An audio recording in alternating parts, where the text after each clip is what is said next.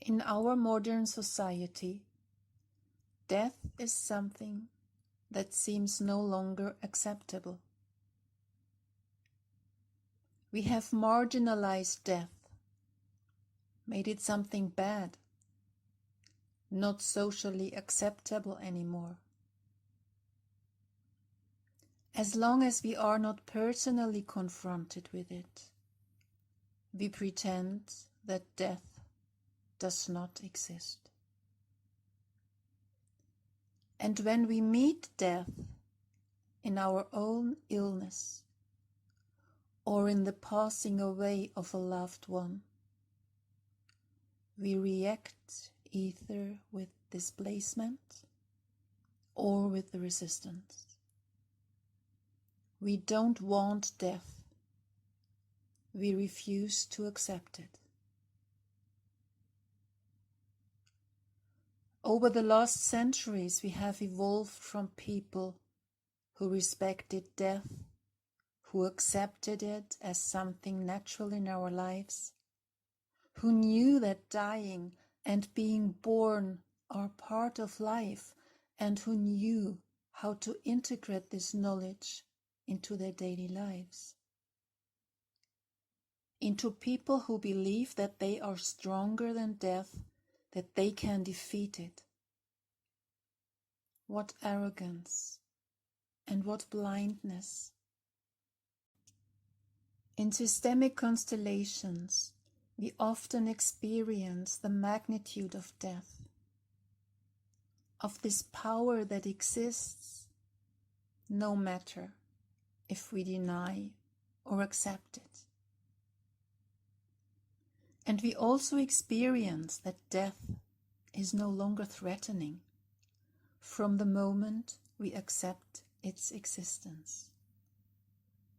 People who represented death in a constellation know what I am talking about. Life is not possible without death. Nature teaches us day by day. But we have forgotten about it in our blind trust in scientific achievements and economic models that exclude everything that acknowledges the existence of something that we cannot control. Something that is bigger than us, and that we have to acknowledge with humility.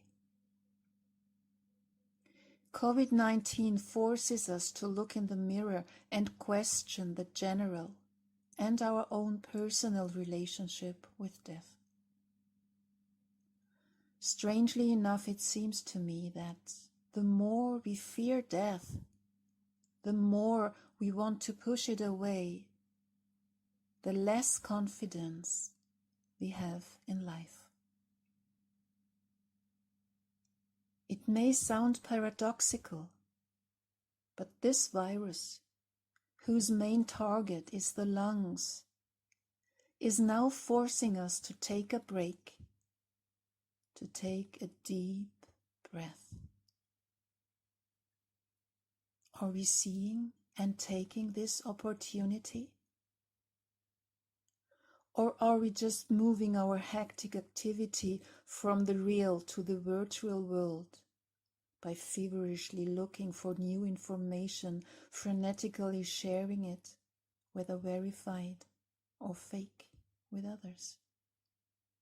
Spending hours on Facebook and checking for updates to either panic and confirm our worst fears or bring hope to help us over the next few days and weeks or months. This time is a unique opportunity to get to know ourselves, to look at and admit our fears and share them with others, to reconnect to ourselves, our dreams, our visions, our true purpose, no matter where we live and who we are and what profession we have. The virus shows us our complacency and self-centeredness.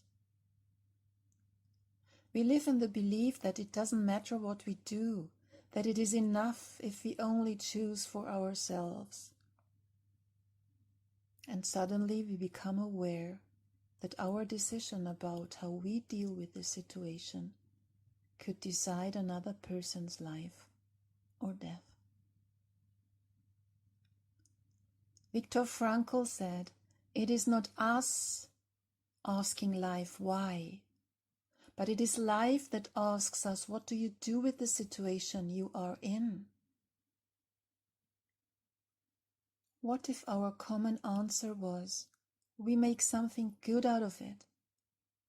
We reflect on the true values of life.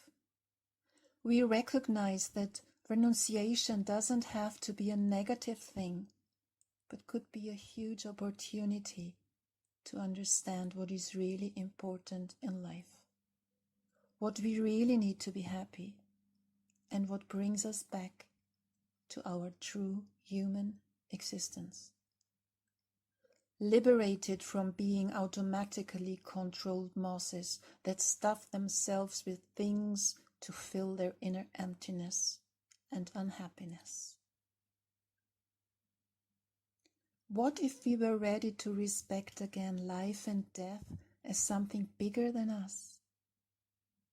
Not in a fatalistic or dogmatic way, but with Mother Earth and nature as teachers.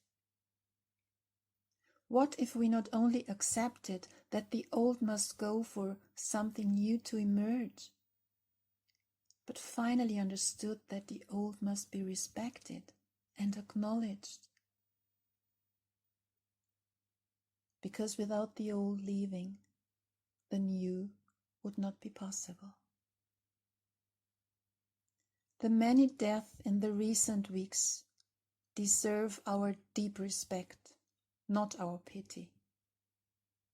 The greatest respect, honor, and tribute we can give them is by starting to rethink and seriously and fundamentally change our lives, our ways of living together, of treating us and the world around us.